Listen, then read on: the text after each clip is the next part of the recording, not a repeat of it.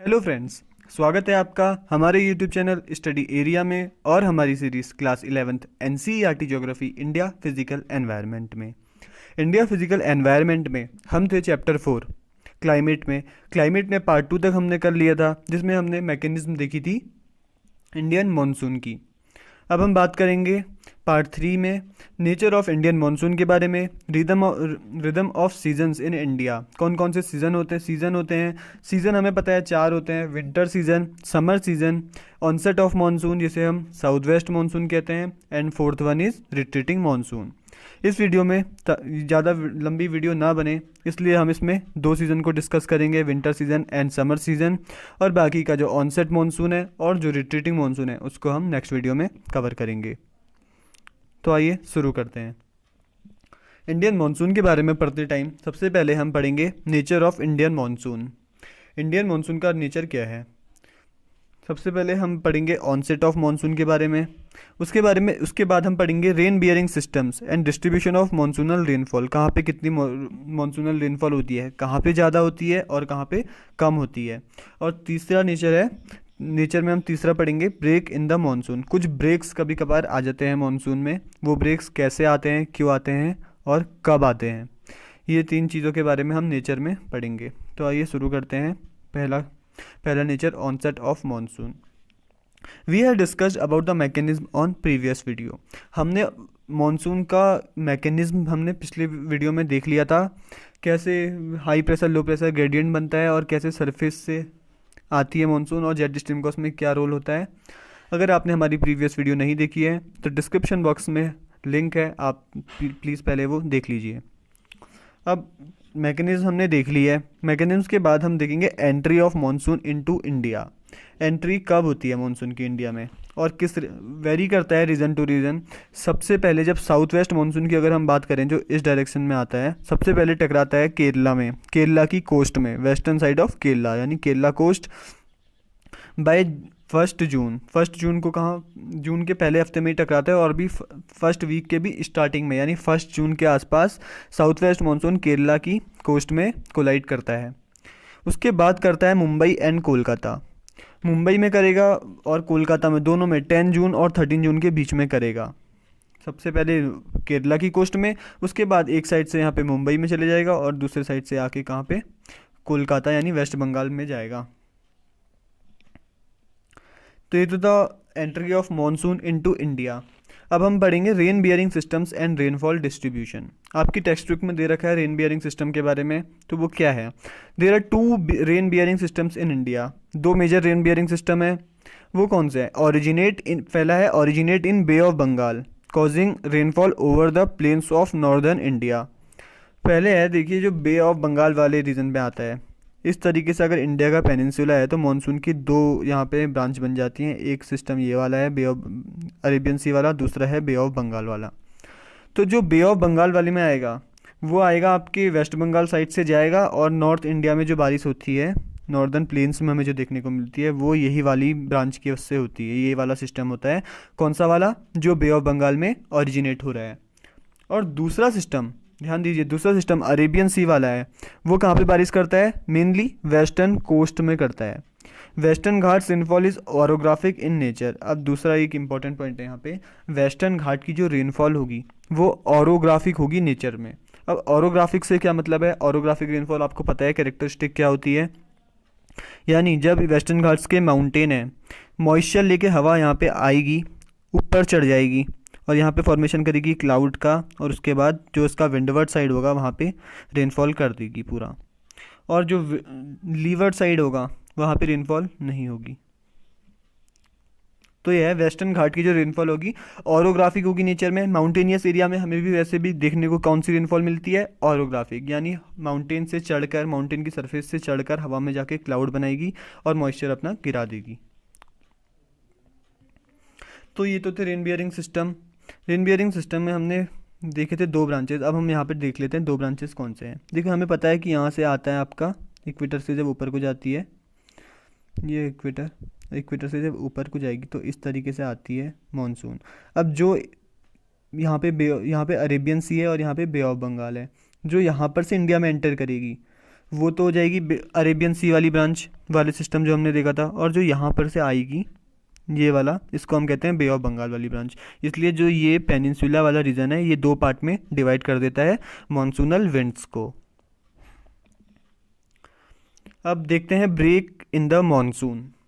तीसरा नेचर है मॉनसून की ब्रेक। आपकी टेक्स्ट बुक में दो मेजर ब्रेक्स के बारे में बताया है। पहला है if rain bearing storms are not very frequent along the ITCZ। जब रेन बियरिंग स्टॉर्म हमने बात करी थी, मॉइस्चर लेके हवा आएगी और टकरा के आपका बारिश करेगी, तो जब ये स्टॉर्म जो रेन लेके आ रही है ऐसे स्टॉर्म वो ज़्यादा फ्रीक्वेंट नहीं है। ITCZ तो ऊपर मूव कर रहा है, देखिए ITCZ का भी ऊपर मूव होना उतना ही इंपॉर्टेंट है। तभी हमने पिछले वीडियो में मैकेनिज्म में पढ़ा था, जब ITCZ ऊपर जाएगा तभी वहाँ पे लो प्रेशर बनेगा नॉर्दर्न इंडिया में, और हाई प्रेशर मेडागास्कर से विंड उधर की तरफ जाएगी। ITCZ तो ऊपर जा रहा है लेकिन रेन बियरिंग स्टॉर्म्स फ्रीक्वेंट नहीं है, इस कारण हमें मानसून में कभी कभार कुछ ब्रेक देखने को मिलते हैं। ये तो था first reason. Second is wind blows parallel to western coast. अब देखिए यहाँ पे है वेस्टर्न कोस्ट, देखिए यह है वेस्टर्न कोस्ट। अगर विंड यहाँ पे सीधे ना टकरा के इसके पैरेलल निकल जाएगी, इस तरीके से इसके पैरेलल निकल जाएगी, तब हमें बारिश नहीं देखने को मिलेगी क्योंकि कोलिजन होके मॉइस्चर अपना नहीं छोड़ेगी। तो ये दूसरा रीज़न हो गया, जब विंड पैरेलल हो जाएगी वेस्टर्न कोस्ट के। अब इसके बाद करेंगे रिदम ऑफ सीजन्स की बात। रिदम ऑफ सीजन्स, इंडिया में 4 मेजर सीजन्स हैं। वो 4 मेजर सीजन कौन कौन से हैं आप देख लीजिए। कोल्ड वेदर सीजन जो हमें देखने को मिलेगा 15 नवंबर टू 15 जून, 15 नवंबर से 15 जून के बीच में हमें जाड़े देखने को मिलते हैं, तो ये तो हो गया कोल्ड वेदर सीजन। उसके बाद hot weather season. Hot weather season कब होता है? 15 मार्च से 15 जून। मार्च से जून तक पता है आपको कि गर्मियाँ आ जाती हैं, तो ये तो हो गया हॉट वेदर सीजन। उसके बाद third one is south west monsoon season, जब गर्मियों के बाद मानसून की एंट्री होती है। मानसून की एंट्री कब होती है? गर्मियाँ आ गई, ITCZ ऊपर चले गया, अब क्या बनाएगा वो? हाई प्रेशर बनाएगा। जब ट्रॉपिक ऑफ कैंसर के पास पहुंच जाएगा तो हाई प्रेशर बनाएगा तिब्बतन वाले एरिया में, तभी वहाँ से मानसून शुरू होकर हाई प्रेशर की तरफ जाएगा, सॉरी लो प्रेशर बनाएगा, और लो प्रेशर से लो प्रेशर की तरफ फिर मानसून जाएगा। तो ये तो हुआ गर्मी के बाद साउथ वेस्ट मानसून। कब होगा? 15 जून टू 15 सितंबर। उसके बाद रिट्रीटिंग मानसून। अब मानसून आ गया है, फिर विंटर आने वाले हैं, ITCZ नीचे चले गया है, तो हमें क्या देखने को मिलेगा? रिट्रीटिंग मानसून देखने को मिलेगा, यानी मानसून वापस जा रहा है। ये कब जा रहा है वापस? 15 सितंबर टू 15 नवंबर। तो 4 सीज़न हो गए हैं। इन चारों सीज़न के बारे में हम इंडिविजुअली पढ़ेंगे। कोल्ड वेदर सीज़न और हॉट वेदर सीज़न हम इसी वीडियो में देख लेंगे, और बाकी के जो साउथ वेस्ट मानसून सीज़न है and the retreating monsoon season है, इसको हम अगली वीडियो में कंटिन्यू करेंगे। तो बात करते हैं कोल्ड वेदर सीज़न की। कोल्ड वेदर सीज़न में सबसे पहले आपकी टेक्स्ट बुक में दिया है टेम्परेचर, तो इसको हम थोड़ा सिंप्लीफाई करके आपके सामने प्रेजेंट करते हैं। कोल्ड वेदर सीज़न हमें मिड नवंबर से देखने को मिलना शुरू हो जाता है। मिड नवंबर से, अभी हमने बात करी थी ना, cold weather season 15 November to 15 June, तो 15 नवंबर से हमें देखने को मिलेगा कोल्ड वेदर सीज़न। अब इसमें टेम्परेचर में क्या वेरिएशन आता है? टेम्परेचर क्या रहता है? Reasons for excessive coldness. आपको पता है कोल्ड वेदर सीजन है तो कोल्डनेस तो होगी, तो वो कोल्डनेस क्यों होती है? अब ये कोल्डनेस हमें ज़्यादातर देखने को कहाँ मिलती है? पंजाब में, हरियाणा में, राजस्थान में, इन सारी स्टेट में हमें देखने को मिलती है। इसके पीछे क्या कारण है? Cold states like Punjab, Haryana and Rajasthan are far away from the sea. समुद्र से काफ़ी दूर हैं ये। कोस्टल रीजन की बात करें तो उनके हिसाब से काफ़ी दूर है पंजाब, हरियाणा और राजस्थान वाला रीजन, आप मैप में देखिए। अब दूर है तो यहाँ पे कौन सा वो काम करेगा, कौन सा कॉन्सेप्ट काम करेगा? समुद्र, पानी जल्दी ठंडा हो जाता है, और पानी देर में ठंडा होता है और देर में गर्म होता है, स्लोली ठंडा होता है। और वैसे ही लैंड की बात करें, कॉन्टिनेंट की बात करें, तो जल्दी गर्म होगा और जल्दी ठंडा होगा। तो हमें क्या होता, यहाँ पे क्या होता है? धूप कम पड़ती है। ITCZ तो नीचे है, कोल्ड सीजन में धूप कम पड़ेगी। धूप कम पड़ने के कारण क्या होगा? पानी तो देर में ठंडा होता है, पानी तो एज़ कम्पेयर टू लैंड क्या है, ज़्यादा गर्म होगा उस टाइम पे, और लैंड जो है ठंडा होगा। यहाँ पे टेम्परेचर कम है लैंड में, और सी में क्या है? टेम्परेचर ज़्यादा है। तो इस कारण क्या होगा? यहाँ पे हमें लैंड वाले एरिया में जो समुद्र से काफ़ी दूर है, पंजाब हरियाणा और राजस्थान वाला रीजन, वहाँ पे हमें ठंडा देखने को मिलेगा, यानी कोल्ड स्टेट्स। और दूसरा कारण क्या है, snowfall in near by Himalayan ranges, बर्फ़ पड़ी रहती है हिमालयन रेंजेस में, वहाँ से यहाँ पे ठंडी हवा आती है पंजाब हरियाणा और राजस्थान वाले रीजन में, तो इस कारण भी है। ये तो दूसरा कारण हो गया। And there is third reason also. Third reason is cold winds from Caspian sea and Turkmenistan bring cold wave with frost and fog. Northern India में क्या होता है कि कैस्पियन सी से और तुर्कमेनिस्तान से कुछ ठंडी हवाएं आती हैं, वो ठंडी हवा अपने साथ फ्रॉस्ट और फॉग भी लाती है, तो इस कारण भी हमें ठंडा देखने को मिलता है। तो ये मेन चीज़ें, तीन रीज़न थे क्यों हमें कोल्डनेस देखने को मिलती है कोल्ड वेदर सीजन में। ये तो थी नॉर्थ इंडिया की बात। अब हम पेनिनसुलर रीजन की बात करें तो कोल्ड सीजन में भी एज़ कम्पेयर टू जिन स्टेट्स की हमने बात करी है उनके हिसाब से ये कम ठंडे होते हैं, बहुत ज़्यादा ठंडा यहाँ पे नहीं होता है, इसलिए हमने बोला not too cold in peninsular region. हमें पता है पेनिनसुलर रीजन में हार्डली एनी सीजनल चेंजेस देखने को मिलते हैं। अब ऐसा क्यों है, because of moderating influence of sea. फिर वही बात कि ये समुद्र के पास हैं, पेनिनसुला वाले रीजन में हमें पता है दोनों साइड से सी है, यहाँ पे भी सी है, यहाँ पे भी सी है, तो यहाँ से भी कोई भी एरिया यहाँ पे समुद्र से ज़्यादा दूर नहीं है। तो डिफरेंशियल हीटिंग का वहाँ पे कॉन्सेप्ट काम आता है कि समुद्र में तो जल्दी ठंडा आता है, तो यहाँ मतलब स्लोली ठंडा होगा पानी और स्लोली गर्म होगा सी का, और कॉन्टिनेंट में भी, इसलिए वहाँ का हमें इन्फ्लुएंस देखने को मिलता है। मॉडरेटिंग इन्फ्लुएंस ऑफ सी इसको हम कहते हैं। यहाँ पे लैंड भी देर में गर्म होगी क्योंकि देर में ठंडी होगी क्योंकि समुद्र से काफ़ी पास है। अब इसका एग्जांपल क्या है, तिरुवनंतपुरम में जो टेम्परेचर है जून में वो कितना है, 29.5 डिग्री सेल्सियस। एवरेज टेम्परेचर की हम बात कर रहे हैं, मीन टेम्परेचर की, जून में भी, जहाँ हमें पता है कि नॉर्थ इंडिया में दिल्ली में हमें कितना 48 डिग्री सेल्सियस तक देखने को मिल जाता है, काफ़ी कॉमन है वहाँ पे। उस टाइम पे यहाँ पे कितना टेम्परेचर रहता है, 29.5 डिग्री सेल्सियस, यहाँ पे कर्नाटका वाले रीजन में, केरला वाले रीजन में। अब हम बात करें कोल्ड वेदर की, टेम्परेचर की हमने बात कर ली, अब बात करेंगे प्रेशर एंड विंड्स की। ऑन 22 दिसंबर विंटर सोल्स्टिस होता है। विंटर सोल्स्टिस का क्या मतलब है, ये अर्थ है, यहाँ पे इक्वेटर है, यहाँ पे ट्रॉपिक ऑफ कैप्रिकॉन और यहाँ पे tropic of cancer. Sun overhead होता है आपके ट्रॉपिक ऑफ कैप्रिकॉन में, यानी पूरा जितना साउथ में जा सकता है उतना साउथ में चले गया होता है विंटर सोल्स्टिस। तो नॉर्दर्न हेमिस्फीयर में कैसा होता है, उस टाइम पे जाड़े होते हैं नॉर्दर्न हेमिस्फीयर में, high pressure in the northern plains. तो हमारे नॉर्दर्न प्लेन्स में इंडिया में क्या होता है, उस टाइम पे नॉर्दर्न प्लेन्स में हाई प्रेशर देखने को मिलता है क्योंकि टेम्परेचर कम होता है। Slightly low pressure at south India, लेकिन साउथ इंडिया में as compare to northern plains low pressure होता है, blows high pressure to low pressure. तो विंड कहाँ से कहाँ जाएगी, यहाँ पे देखिए, यहाँ पे अगर इंडिया है, नॉर्दर्न इंडिया में तो हाई प्रेशर है, साउथ इंडिया में लो प्रेशर है, तो high pressure to low pressure wind देखने को मिलेगी। Subtropical westerly jet stream from northern India. एक सब ट्रॉपिकल जेट स्ट्रीम की हमने पिछली वीडियो में बात की थी, एक परमानेंट जेट स्ट्रीम है जो विंटर में हमारे कॉन्टिनेंट में, सब कॉन्टिनेंट में एंटर करती है, हिमालयास के साउथ से उसकी एक ब्रांच जाती है, तो वो सब ट्रॉपिकल वेस्टर्ली जेट स्ट्रीम भी हमारी कंट्री के नॉर्दर्न पार्ट से फ्लो होती है जाड़ों में। अब इसका एक इम्पॉर्टेंट रोल भी है, वो इम्पॉर्टेंट रोल क्या है सब ट्रॉपिकल जेट स्ट्रीम का, वो है रेनफॉल में।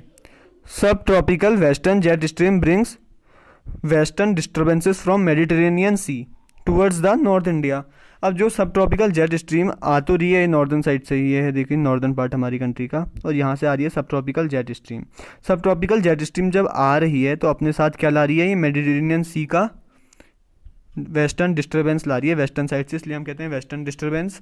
ये वेस्टर्न डिस्टर्बेंस मतलब क्या है कि मेडिटेरेनियन सी में उस टाइम पे साइक्लोन चल रहे होते हैं काफ़ी मॉइस्चर के साथ, तो ये जब हवा आती है जेट स्ट्रीम, हवा अपर एयर से हमारी कंट्री में जब एंटर करती है तो उन्हीं साइक्लोन्स का वाटर अपने साथ ले आती है मॉइस्चर, जो कि हमारी कंट्री में बारिश के रूप में, प्रेसिपिटेशन के रूप में नीचे आता है। तो subtropical western jet stream bring western disturbances from Mediterranean sea towards north India, leads to rain in northern India, beneficial for rabi crops. तो नॉर्दर्न इंडिया में जाड़ों में किस कारण बारिश होती है, ये वेस्टर्न डिस्टर्बेंस के कारण। तो इनका कारण इसमें हेल्प क्या करता है, रबी क्रॉप्स में हेल्प करता है ये, इसलिए हम देखते हैं जाड़ों में, यानी रबी क्रॉप्स नॉर्दर्न इंडिया में काफ़ी डोमिनेंट है। अरुणाचल प्रदेश एंड आसाम ऑल्सो है विंटर रेनफॉल, ये तो रिट्रीटिंग मानसून की वजह से होती है। और थर्ड है तमिलनाडु कोस्ट में भी हमें काफ़ी भारी बारिश देखने को मिलती है जाड़ों के टाइम पे, अक्टूबर और नवंबर के टाइम पे। ये क्यों होती है? रिट्रीटिंग मानसून के कारण। रिट्रीटिंग मानसून मतलब जब मानसून वापस जा रहा है तो वो बे ऑफ बंगाल से मॉइस्चर लेगा। वैसे पहले से तो उसके पास मॉइस्चर होगा नहीं क्योंकि कॉन्टिनेंट से आ रहा है, तो वो बे ऑफ बंगाल से होते हुए, देखिए यहाँ पे, देखिए यहाँ से बे ऑफ बंगाल से होते हुए जब आएगा और तमिलनाडु कोस्ट से टकराएगा तो यहाँ पे काफ़ी भारी बारिश करेगा वो, क्योंकि उसको बे ऑफ बंगाल के पास दोबारा से मॉइस्चर मिल गया है। अब ये था कोल्ड वेदर सीज़न। अब हम बात करेंगे हॉट वेदर सीज़न की। हॉट वेदर सीज़न में क्या होगा? Apparent movement of sun towards north. Sun क्या करेगा? ऊपर को आना शुरू करेगा। अब हमने बात की थी, अभी ट्रॉपिक ऑफ कैप्रिकॉन में है, अब धीरे धीरे ऊपर को आना शुरू करेगा मार्च में। मार्च से वो स्टार्ट करेगा अपना नॉर्दर्न मूवमेंट यानी apparent movement towards tropic of cancer. अभी टॉपिक ऑफ कैप्रिकॉन में है तो कहाँ तक जाएगा? ट्रॉपिक ऑफ कैंसर तक जाएगा। तो इस दौरान क्या होगा? टेम्परेचर स्टार्ट्स इंक्रीजिंग, टेम्परेचर हो जाएगा इंक्रीज होना शुरू। उसके बाद March and April temperature start increasing Deccan plateau up to 38 and to 40 degree Celsius. हमें मार्च और अप्रैल में ही इसके रिजल्ट देखने को मिलेंगे, जो कि डेक्कन प्लेट्यू में सबसे पहले देखने को मिलेगा। डेक्कन प्लेट्यू में कितना टेम्परेचर पहुंच जाएगा? 38 टू 40 डिग्री सेल्सियस इन अप्रैल। अब मई में जब हम एंटर होगा, सन और ऊपर आ गया होगा। कहाँ तक आ गया होगा? करीब हमारे नॉर्दर्न स्टेट्स तक आ गया होगा। तो नॉर्थ वेस्ट में इंडिया के हमें कितना टेम्परेचर देखने को मिलता है मई के टाइम पे? 48 डिग्री सेल्सियस तक देखने को मिलता है दिल्ली वाले रीजन में। Mild at not too hot in south India. अभी हमने देखा था mild and not too cold in south India and peninsular plateau winter के दौरान। लेकिन समर में भी ज़्यादा गर्म नहीं होगा, हमें इक्वेबल क्लाइमेट देखने को मिलता है पेनिनसुलर प्लेट्यू में। क्यों देखने को मिलता है? क्योंकि समुद्र के काफ़ी पास है, और समुद्र के पास जो भी जगह होगी वहाँ पे क्या होगा? इक्वेबल क्लाइमेट देखने को मिलेगा। ना ज़्यादा गर्म होगा ना ज़्यादा ठंडा। वो क्यों होता है? अभी हमने डिस्कस किया, क्योंकि differential heating because of moderating effects of ocean. Moderating effect of ocean वही है, समुद्र के पास है, पानी की प्रॉपर्टी के कारण देर स्लोली गर्म होने और स्लोली ठंडे होने के कारण इक्वेबल क्लाइमेट हमें वहाँ की ज़मीन में भी देखने को मिलता है। So temperature remains between 26 degree Celsius to 32 degree Celsius. जहाँ एक तरफ दिल्ली में 48 जा रहा है, वहाँ के यहाँ पे कितना रह रहा है? 26 टू 32 डिग्री सेल्सियस रह रहा है पेनिनसुला वाले रीजन में। Western Ghat due to high altitude not too high temperature. Western Ghat में क्या होगा? एक तो समुद्र के पास है, ये वाला कॉन्सेप्ट काम करेगा, और एक और कॉन्सेप्ट है कि वो हाई एल्टीट्यूड है उनका। वेस्टर्न घाट्स का हमें पता है काफ़ी हाई एल्टीट्यूड है, तो उस कारण क्या है, वहाँ पे टेम्परेचर हमें कम ही देखने को मिलता है। क्योंकि हमें ट्रोपोस्फेयर का पता है, जितना हाई एल्टीट्यूड होगा उतना कम टेम्परेचर होगा, because in troposphere temperature decreases with increase in height. अब हम बात करेंगे इसकी प्रेशर ऑन विंड्स की समर सीजन के। ITCZ location in summer. ITCZ की लोकेशन क्या है समर में? आपकी टेक्स्ट बुक में भी दिया है, इसको हमने सिंप्लीफाई करके आपके सामने प्रेजेंट किया है। Up to 25 degree north, 25 degree north तक है इसकी लोकेशन ITCZ की समर में, यानी जब ट्रॉपिक ऑफ कैंसर के पास होता है तब की बात है। तो थार डेजर्ट जो है नॉर्थ वेस्ट में, वहाँ पे Thar at north west to Patna, इस टाइप से इस प्रकार से होगा ये। यहाँ पे तो ये होगा थार वाला रीजन राजस्थान का, यहाँ पे इसका बिहार पटना वाला रीजन, और जहाँ पे आएगा आपके साउथ ईस्ट में राजमहल हिल्स या छोटा नागपुर प्लेट्यू। तो इस तरीके से होगी।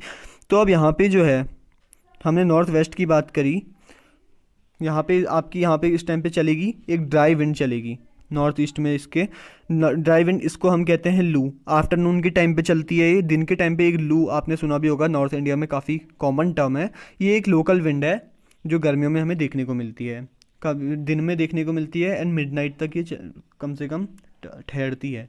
उसके बाद पंजाब और हरियाणा वाले रीजन में हमें क्या देखने को मिलेगा? डस्ट स्टॉर्म देखने को मिलेगा।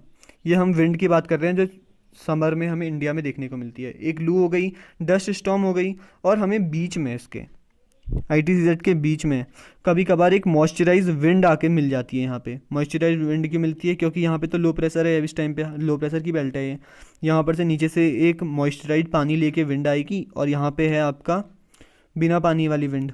तो ये दोनों मिलके कोल्ड एयर मास और wet air mass, dry air mass मिलते हैं at the centre of ITCZ, result in local storm. इस कारण हमें यहाँ पे लोकल स्टॉर्म देखने को मिलता है।